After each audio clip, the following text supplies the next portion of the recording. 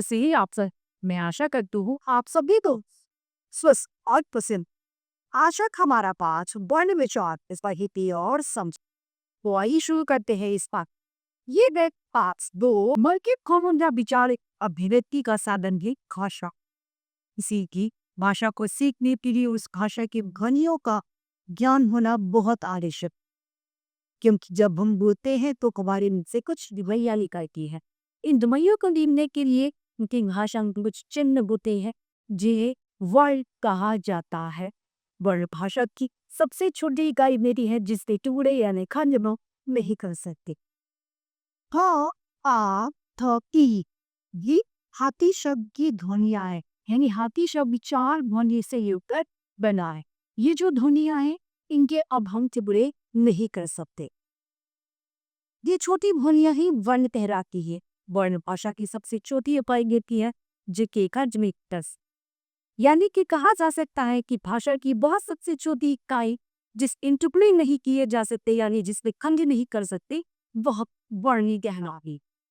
अब है वर्णमाला। कभी वर्ण जब एक निश्चित क्रम के अनुसार लिखे जाते उसे वर्णमाला कहा जाता है, जिसमें दाल किसी माला में अलग अलग फूल वे उसके ढंग से करोल जाते हैं। उसी तरीके से वर्णमाला में पहले वर्ण और वर्णों में पहले स्वर और जिससे व्यंजनों को रखा जाता है। वर्णमान वर्णों के भेद।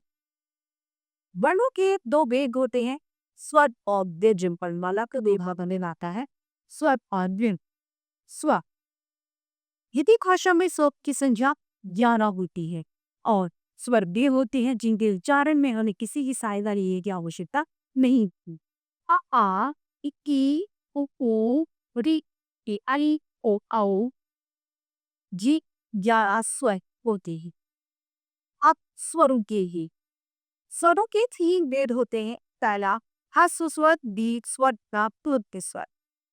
सबसे पहला यह हमारा ह्रस्व स्वर। ह्रस्व स्वर वे स्वर होते हैं जिनके उच्चारण में कम समय लगता है। ये संख्या में 4 भेद है। अब ई, री, उ, ये 4 ह्रस्व स्वर कहते हैं जिनको बोलने में बहुत कम समय लगता है। अगला है दीर्घ स्वर। दीर्घ स्वर वे स्वर होते हैं जिनके उच्चारण में ह्रस्व स्वर से 2 गुना समय लगता है, यानी 2 गुना समय इसमें ज्यादा लगता है। बोलना थोड़ा ज्यादा समय ये करता है। आ, ई, ओ, उ, आई, ए, औ, ये सभी क्या है? सातों के साथ दोनों हमारे दीर्घ स्वर। अगला है लुप्त स्वर। लुप्त स्वर में स्वर होते हैं जिनके उच्चारण में पूरा समय लगता है। स्वर का उच्चारण स्वर का उदाहरण है। यहाँ की जानकारी इन्होंने बात है कि निजी भाषा में लाए लुप्त स्वर का प्रयोग नहीं किया जाता। उसका प्रयोग मुख्य रूप से संस्कृत भाषा में किया जाता। अब आते हैं व्यंजन। व्यंजन भी वक्त होते हैं जिन्हें हम बिना स्वरों की सहायता के उच्चारित नहीं कर सकेंगे। जड़ों को बोलने के लिए हमें स्वर की सहायता यही आओ और स्वर सभी व्यंजनों में सम्मिलित होता है। ये संख्या में 33 यानी 33 होती। आई इन्हें करें। कवर मी कक बगरो चौवर मी चचेदचरो चौवर मी चचेदचरो तवर मी तकदबिरो पवर मी पफबम अंतस्दिचने ग्यारह नव उष्फिदिच शशशप प्रयुक्त दिजने शत्र ज्ञात शशमे अनिवार्य है यहाँ पर द और ध। आपत बुनिया है ज और फ। अब व्यंजनों के गे के दो आधार, उच्चारण के आधार पर और श्वास के आधार पर। उच्चारण के आधार पर व्यंजन के 3 भेद होते। पहला स्पर्श व्यंजन, 10 व्यंजन और पुष्प व्यंजन। सबसे पहला है हमारा स्पर्श व्यंजन। स्पर्श व्यंजन के व्यंजन होते हैं जिन व्यंजनों के उच्चारण के समय हमारे जीभ मुख के किसी भाग को छूती है वे स्पर्श व्यंजन कहलाते। इस संख्या में 25 यानी 25 होते हैं। स्पर्श व्यंजन क वर्ग से लेकर प वर्ग तक 5 वर्ग के अंतर्गत आते। असल क से लेकर ब तक सभी वर्ग स्पर्श व्यंजन है। तो क वर्ग के स्पर्श व्यंजनों का उच्चारण कंस से किया जाता है। च वर्ग के स्पर्श व्यंजनों का उच्चारण ताली से किया जाता है। टवर्ण की स्पर्श व्यंजक का उच्चारण गुभरने से किया जाता है। टवर्ण की स्पर्श व्यंजक का उच्चारण दांत से किया जाता है। पवर्ण की स्पर्श व्यंजक का उच्चारण होठ से किया जाता है। अगला है हमारा अंतस्थ व्यंजक। अंतस्थ का अर्थ होता है भीतर बहने वाला या के अंदर। इन वर्णों का उच्चारण वायु से तो निकलकर बाहर भुगती है। बाहर निकल कर तो ध्वनि उत्तर भुगतती जानहना वो अंतस्थ व्यंजन कहलाते। अब है उष्ण व्यंजन। उष्ण व्यंजन संख्या में 4 देते हैं। इनके विचार के समय गर्भ पूर्वक और गर्भ श्वास का निकासी होता है। ये किसी लिए उष्ण व्यंजन था। इन वर्णों का उच्चारण मुख से श्वास रगड़ जाती है, बाहर निकल के इस पे ईश्मा उखा लेती है। इसीलिए इन्हें इष्ट व्यंजन कहते हैं।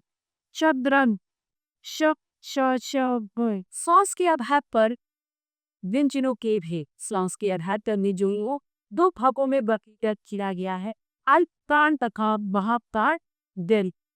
पहला है अल्पप्राण व्यंजन। जीभ व्यंजनों के उच्चारण में श्वास की मात्रा कम प्रयोग होती है, ये अल्पप्राण व्यंजन कहलाते हैं। व्यंजन के प्रत्येक पद का पहला, तीसरा, पांचवा व्यंजन अल्पप्राण व्यंजन होता। ज तथा ज्यादा लवों भी अल्पप्राण व्यंजन ही रहते। महाप्राण व्यंजन। जीभ व्यंजनों को बोलने ही श्वास की मात्रा का अधिक प्रयोग होता है, इन्हें महाप्राण व्यंजन कहते हैं। व्यंजनों के प्रत्येक वर्ग का तीसरा और चौथा व्यंजन ज तथा सभी कोश के व्यंजन श हो महाप्राण व्यंजन होते हैं। अब है द्वितीय व्यंजन। जब दो समान व्यंजन एक साथ मिलकर आपस में जुड़ जाते हैं तो इसमें से जो व्यंजन उमदा है वह द्वितीय व्यंजन कहलाता है। पहला व्यंजन स्वर देता है, जैसे कि क वनान प्लस क उबल गया क। बहल ग्रब्बा पब पक्का धब्बा अब्बा आदि से घर से। अगला है स्थलोत्तर व्यंजन। स्थलोत्तर व्यंजन वे व्यंजन होते हैं जो दो व्यंजनों की लोई से बनते हैं, संयुक्त व्यंजन कहलाते। ये संख्या में 4 होते। क्षत्रव्य शमिक 4 से की है। क्षत्रिय बना है ता अनप पर्श से। प्रतिशूल बना है ता हरत और र से।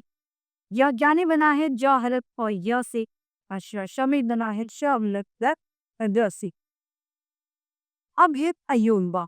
अंक और अव ऐसे ही जुमैक स्वर कहना यह नहीं गीजन ये अरेपा कहा।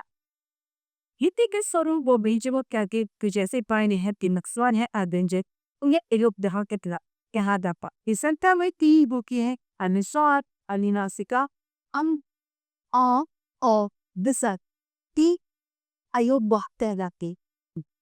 अनुस्वार का वक्त एक बिंदी के रूप में लगाए जाते हैं। इस तरह में तन इस व्यंजन के ऊपर लगाया जाता है, जैसे कि शन तथा कंगा भंग आदि किसके उदाहरण।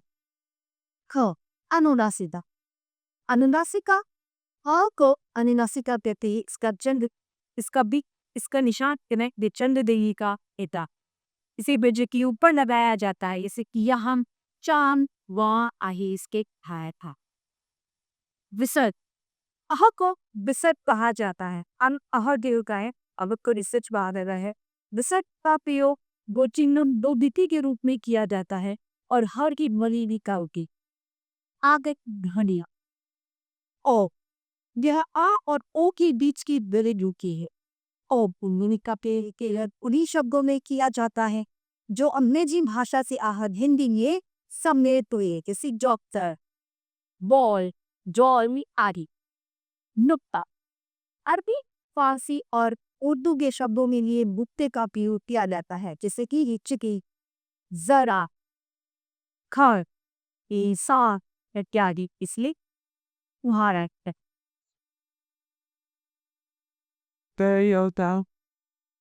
Il piacioso तो साइड पर।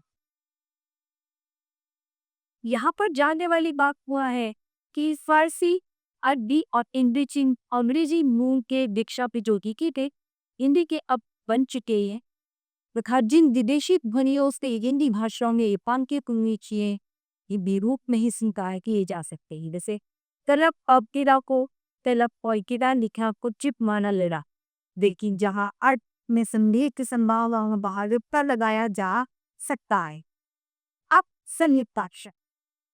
संयुक्ताक्षर वो अक्षर होते हैं जब दो अलग अलग व्यंजक एक साथ मिलते हैं और इनसे जो व्यंजन बनता है इसे सही इनसे जो अक्षर बनता है वो संयुक्ताक्षर कहलाता, जिसे ना मनन और ध नियत तन मुन्ने तनी तंथा अन्हा हीरा आहिस बिलन वावे और यह क्या औपचारिक या जो की आदेशता है। संयुक्त अक्षर में ई की मात्रा का जब ये की मात्रा किसी ऐसे व्यंजन पर तकती है जो अपने पहले हाई और किसी व्यंजन से जुड़ा है, तब संयुक्ताक्षर को पहले लिख लेते हैं और ई की मात्रा उसके पहले मिलाई जाती है। जैसे म की यहाँ को क के आगे दिल्ली ब के आगे मात्रा लगाती है तो ख लिखा गया।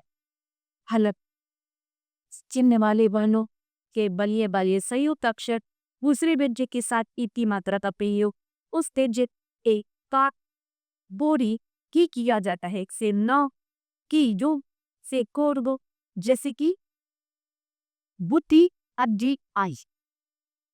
वर्ड और अक्षर में क्या फर्क है आइए पढ़ते हैं।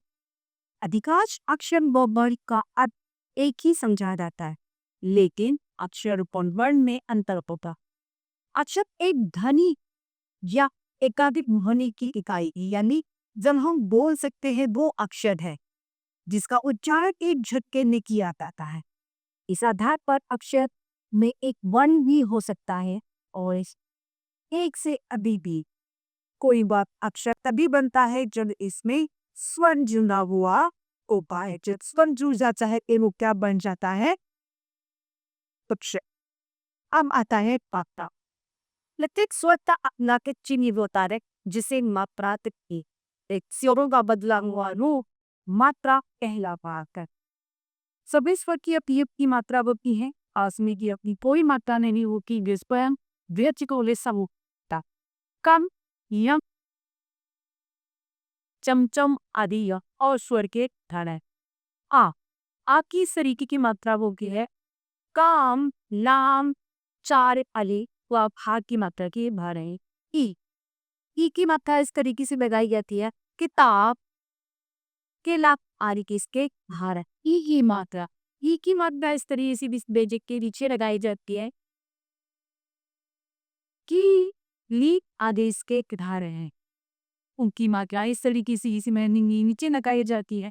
कुसुम फूल आदेश से है मुंह की मात्रा भी डंडे के बीच लगाई जाती है और उसके चारा कर रही है कु बानु काले आदेश से उठाए। री की मात्रा इस तरीके से लगाई जाती है। द्वितीय मात्रा लगाने के लिए यरा का उच्चारण किया जाता है।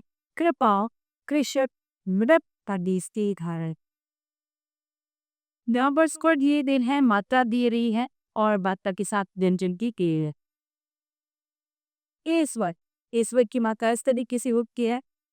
एक की मात्रा को उदाहरण के केला मेला आदि। आई की मात्रा इस तरीके से मिलाई जाती है कैलाश मैना दैनिक आदेश के धारा की। ओ की मात्रा इस तरीके से किसी दिन के पीछे लगाई जाती है कोयर बोतक आदेश से धारे। औ की मात्रा इस तरीके से किसी दूजे के पीछे रखती है कौन मौसी आदेश के उदाहरण। अब आता है वर्ण विच्छेद। जब किसी शब्द पे पेट सभी वर्ण को अलग अलग करके लिखा जाता है तो वह वर्ण विच्छेद कहलाता। यानी वर्णों को अलग अलग कर देना वर्ण विच्छेद कहलाता। जैसे कमल उसका वर्ण छेद होगा वह कलर और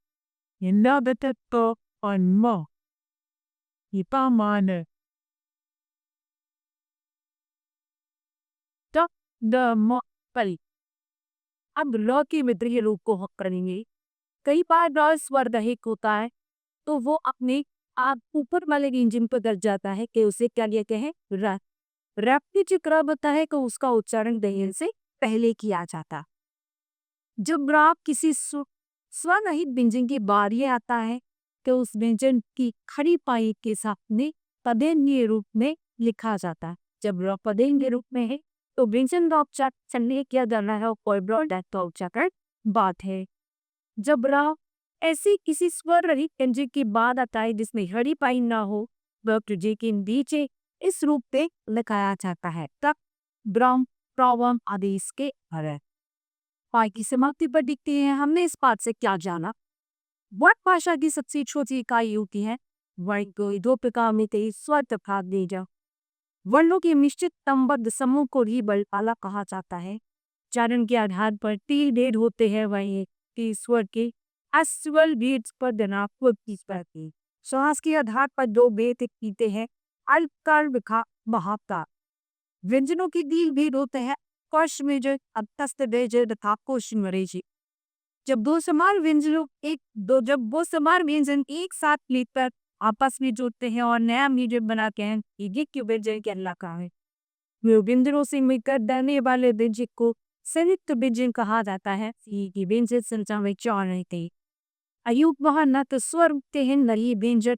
जे 3 प्रकार के होते हैं। स्वाद, नरमासिका तथा विसर्ग। 2 अलग अलग व्यंजनों से मिलकर बनने वाले व्यंजन को संयुक्त अक्षर कहा जाता है। स्वरों को व्यंजनों के साथ में भी इन्हें जो चिन्ह लगाया जाता है उन्हें मात्रा तह के और इसी के साथ दीपा समाप्त होता है। और उम्मीद करती हूँ सभी को के पास मानी भाती रूप से समझ में आया हो। आज ये इतना ही। फिर दिन गई नहीं।